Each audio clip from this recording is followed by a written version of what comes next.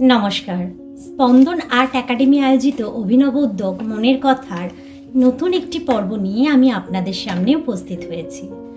আজ আমি পাঠ করব অলস বর্ষা, জলছবির মতো এক দুপুরের কথা। বর্ষার দিনগুলোতে ঘড়ির কাঁটা যেন অলস হয়ে পড়ে, বাতাস ভারী হয়ে আসে এক ধূসর বিষণ্ণতায়।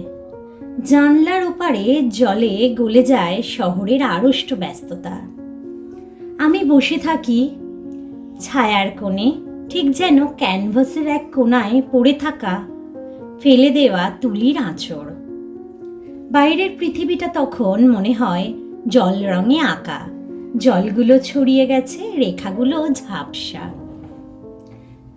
দূরে তাল গাছেরা নীরব দর্শক, আর টিনের চালের শব্দ যেন এক ছাপার গানের স্বরলিপি।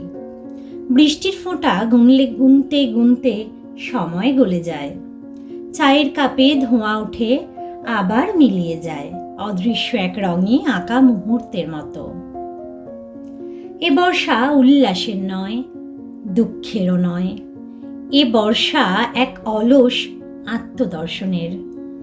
এ আমাদের চুপ করে ভাবতে শেখায়, অপেক্ষা করতে শেখায়, অথবা কিছুই না ভেবে শুধু ভিজে যেতে বলে।